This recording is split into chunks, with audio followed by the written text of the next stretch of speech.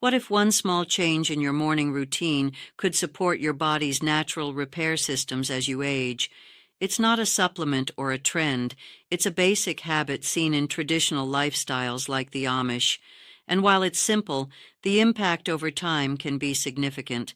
Now I want to tell you about my mother's sister, my Aunt Miriam, because her story is the reason I started paying such close attention to this habit in the first place. Aunt Miriam was a strong woman, hard-working, faithful. She raised 9 children on a farm with no electricity, no running water, no conveniences of any kind. She should have been one of the healthiest women alive. But when she was in her early 60s, she got sick. The kind of sick that starts quiet and then is suddenly everywhere. Cancer. It moved fast, and it was merciless, and she was gone within 18 months of the diagnosis. My mother grieved her sister the way you grieve someone who was taken before their time. And then my mother did something I have never forgotten. She sat down at the kitchen table and she said to me, "Ruth, I will not let what happened to Miriam happen to me." And she started paying very close attention to what the older women in our community did differently, the ones who lived into their 80s and 90s with their health intact, the ones who never got that diagnosis. And what she found was not complicated. It was not expensive. It was something most of those women had been doing every single morning without even thinking of it as medicine. They just thought of it as the right way to start a day. My mother adopted it. She lived to 91 with a clean bill of health, and I have never missed a morning since she taught it to me.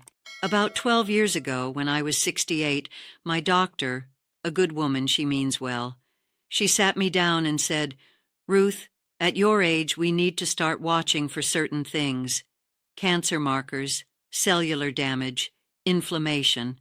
This kind of quiet destruction that builds up over decades and then announces itself all at once." She handed me a pamphlet. She talked about screening schedules. She was thorough and kind and completely focused on catching problems after they had already started. And I sat there and I thought, I do not want to spend my remaining years waiting to catch something. I want to spend them making sure there is nothing to catch. Now I am not telling you to refuse medical care. Please do not hear me saying that. But I am telling you there is a difference between medicine that responds to disease and habits that make disease unwelcome in the first place. Our community has always understood this. We do not have a word for wellness industry because wellness was never an industry to us. It was just life. It was just how you lived. So let me tell you what I do every single morning before I eat a single thing, before the bread is sliced, before the eggs go in the pan, before anything else enters my body. I take 1 tablespoon of raw apple cider vinegar, the kind with the mother still in it, cloudy and unfiltered the way God made it, and I stir it into a cup of warm water. Not hot, warm, the way you would make something comfortable for a child with a sore throat, and I drink it slowly, standing at my kitchen window watching the fields come into the light. That is it. That is the habit. 1 tablespoon, warm water, every morning for 60 years. Now I can already hear you thinking, that is too simple. That cannot possibly do what the title of this video says it does. I understand that reaction. We have all been trained to believe that powerful things must be complicated and expensive, that if something costs almost nothing and takes less than 10 minutes, it cannot be serious medicine. But let me tell you what I have come to understand about what that simple cup does inside a body that has passed 50 years of age. Your blood has something called a pH. Think of it like a mood. When your blood is in the right mood, slightly on the alkaline side of things, your cells work the way they are supposed to. They communicate properly. They repair themselves the way God designed them to repair themselves. The machinery inside each cell that checks for damage and fixes it before it becomes something dangerous. That machinery works beautifully when the conditions are right. Now here is what most people do not know. Cancer cells are not strong, they are not invincible. They are actually quite particular about their environment. They thrive in acidity. They love inflammation. They multiply in an environment that is out of balance. Feed the wrong environment long enough, and those cells find exactly what they need to take hold. Apple cider vinegar does something that sounds backwards, but is absolutely true. Even though it is acidic outside the body, once it enters and the body processes it, it creates an alkaline effect in your blood. It shifts the environment. It makes the internal terrain less friendly to the kind of cellular chaos that leads to cancer. My grandmother could not have told you any of this in scientific language. She would have said it cleanses the blood. She would have said it keeps things moving the right direction. She was not wrong. She just had different words for the same truth. Now, I want to talk about something specific because the title of this video makes a specific promise, and I do not make promises I cannot keep. After the age of 50, and many of you watching know this in your own body, even if nobody has explained it clearly, things change. Your cells divide more often because more repair is needed. And every time a cell divides, there is a chance for errors to creep in. Small mistakes in the copying of your DNA. In a young body with everything firing properly, those mistakes get caught and corrected almost immediately. The body has systems for this, beautiful, elegant systems. But after 50, those systems slow down. Not because they are broken, because they are tired, because decades of inflammation, of processed food, of poor sleep, of stress, all of it wears on the machinery. The errors start to accumulate faster than they get corrected. And that accumulation, over time, is how healthy cells become damaged cells become something far more dangerous. Raw apple cider vinegar contains something called acetic acid, and it carries a group of compounds, polyphenols, enzymes, beneficial acids, that research is only now beginning to understand. What those compounds do inside an aging body is remarkable.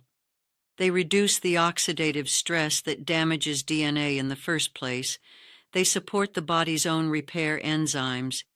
They lower the chronic low-grade inflammation that is, according to every doctor I have spoken with in the last decade, the silent engine behind most of the diseases that take people in their 60s and 70s and 80s before their time. Less inflammation means the repair systems can do their work. Less oxidative damage means fewer errors accumulate. Fewer errors mean fewer opportunities for something dangerous to take root. My mother understood none of the mechanism. She just knew that the women in our community who drank it lived longer and cleaner. The science has spent 50 years catching up to what she already knew at her kitchen table in Lancaster County. I want to stop for a moment and talk about something that most people get wrong when they try this habit, because the kind of apple cider vinegar you use matters enormously, and most of what sits on grocery store shelves will not give you what I am describing. Filtered apple cider vinegar is clear. It looks clean and polished, and it has a long shelf life. It also does almost nothing for the purposes I am describing. The filtering process removes exactly what makes raw apple cider vinegar valuable. What you want is the kind with the mother. You will know it because it is cloudy. There is a dark, web-like substance floating or settled at the bottom of the bottle. That is the mother. It is a colony of beneficial bacteria and enzymes and proteins that form naturally during fermentation. It is alive. It is the heart of the medicine. When I shake my bottle in the morning before I pour my tablespoon, I am waking up something living. Those bacteria go into my digestive system, and they go to work immediately. They support my gut lining. They feed the beneficial bacteria already living in my digestive tract. They help break down food more completely, so less waste reaches my bloodstream for my body to manage. Our community has made our own apple cider vinegar for generations. We press the apples in autumn, ferment the juice through winter, and by the time the ground thaws in spring, we have vinegar with a mother so thick you can almost cut it. That is the real thing. If you cannot make your own, and most of you cannot, look for raw, unfiltered, organic apple cider vinegar with the mother clearly visible. Shake it before you pour. Do not skip that step. Now let me tell you exactly how I do this every morning, because the details matter, and I want you to get the full benefit. I use 1 tablespoon, not more. I know some people read things that say more is better, and they pour in 3 or 4 tablespoons, and then they wonder why their stomach is upset. 1 tablespoon is the dose that works with your body. More than that, and you are working against it. I use warm water, not cold, not hot. Warm. Hot water destroys some of the living cultures in the mother. Cold water makes it harder for your digestive system to absorb. Warm water wakes everything up gently. I drink it before I eat anything. On an empty stomach, first thing, this is important. When there is already food in your stomach, the acid from the vinegar has to compete, and the effect is diluted. An empty stomach gives it a clear path. I drink it slowly, not in one gulp. I stand at my window, and I sip it the way you would sip a warm broth. My body has time to recognize what is coming and prepare for it. This is not a medicine you rush. It is a practice you give your full attention to, even if only for 5 minutes, and then I wait 20 to 30 minutes before I eat my breakfast. I let it do its work before I give my stomach something else to manage. 60 years of doing this the same way. Not once have I changed the method, because not once has it failed to work. The first thing I noticed, years ago when I first took over the habit from my mother, was my digestion. Within about 2 weeks, the bloating I had accepted as normal simply went away. I did not realize how much quiet discomfort I had been carrying until it was gone. Within about 6 weeks, my energy in the mornings was different. Cleaner somehow.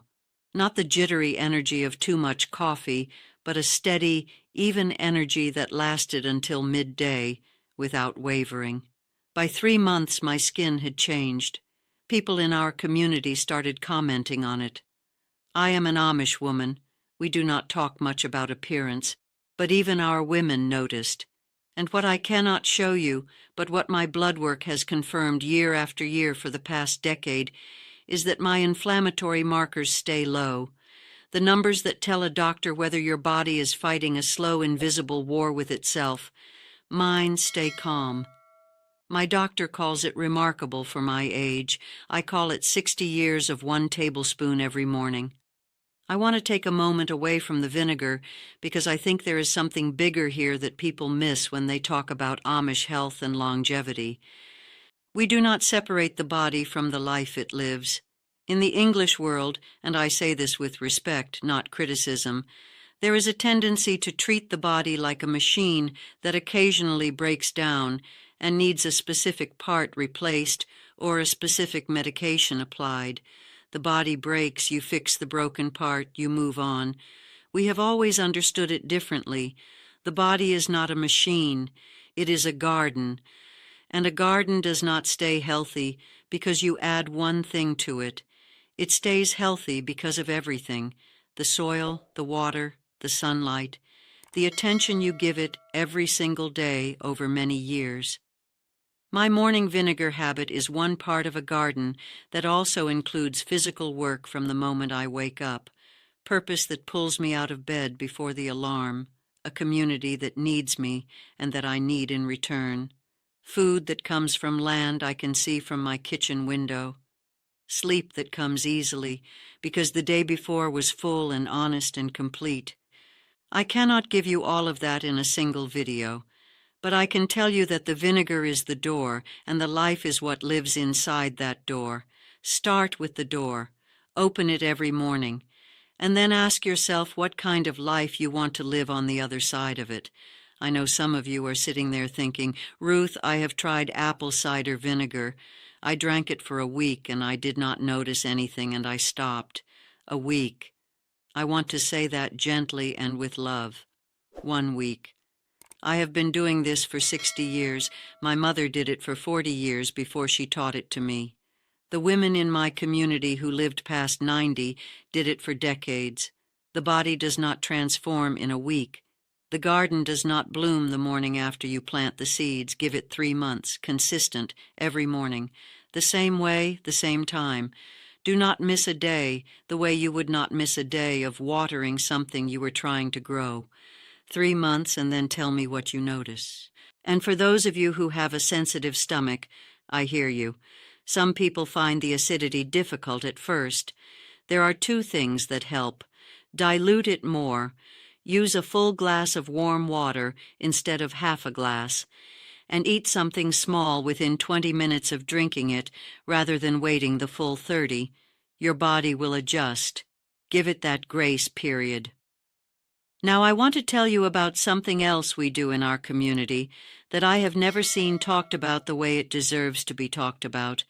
Because the vinegar is the foundation, but there are 2 things I add to my morning that I believe work alongside it, the way a good team works. Each one doing something the others cannot do alone. The second thing I do every morning, right after my vinegar water has had its 20 minutes, is take 1 small spoonful of raw honey mixed with a pinch of black seed. Black cumin seed, some people call it. Nigella sativa, if you want the name scientists use. We have grown it in our kitchen gardens for as long as anyone in my community can remember. My grandmother called it the seed that heals everything but death. She was not being dramatic. That is what our people have believed about it for generations. Let me tell you what I understand about why that belief is not superstition. Inside black seed, there is a compound called thymoquinone. You do not need to remember that word. What you need to understand is what it does. Thymoquinone is one of the most studied natural compounds in cancer research right now, and what the researchers keep finding, study after study, is that it does something almost unbelievable. It seeks out cancer cells specifically and triggers something inside them called apoptosis. That is the scientific word for programmed cell death. Every cell in your body has a self-destruct mechanism built into it for exactly this purpose, to eliminate itself when it becomes damaged or dangerous before it can multiply into something harmful. Cancer cells learn to disable that mechanism. That is part of what makes them so dangerous. Thymoquinone appears to switch that mechanism back on. Healthy cells it leaves completely alone. It is not a bomb dropped on everything. It is something far more precise than that. Now combine that with raw honey, and I mean raw, unheated, unfiltered honey straight from the comb if you can get it, the way we harvest ours, and you have something remarkable. Raw honey is not the sweet syrup most people think it is. It is a living substance packed with enzymes and antioxidants and something called hydrogen peroxide that creates an environment where harmful things struggle to survive. It coats your digestive lining every morning with a gentle protective layer. It feeds the beneficial bacteria we talked about with the vinegar, and it carries the thymoquinone from the black seed deeper into your system than the seed could travel alone. Think of the honey as the vehicle and the black seed as the passenger that could not make the journey without it. I mix them together in a small dish. 1 teaspoon of raw honey, a generous pinch of black seed ground coarsely, not to a powder, you want some texture remaining. I stir them together, and I eat it slowly off the spoon, not washed down with anything for at least 10 minutes. I let it sit. Let it work at its own pace. My Aunt Miriam, the one I told you about, the one we lost to cancer, never had this habit. None of the women we lost early in our community had it. The women who lived long and clean, who reached their 80s and 90s with their health intact, almost every single one of them had some version of this pairing in their daily lives. They did not know about thymoquinone. They did not read research papers. They knew what their mothers taught them, and their mothers' mothers taught them, and they trusted it the way you trust something that has never once let you down. I have not missed this combination in over 40 years. I will not miss it tomorrow morning, and I believe with everything in me that it is part of why the word cancer has never appeared in my medical records.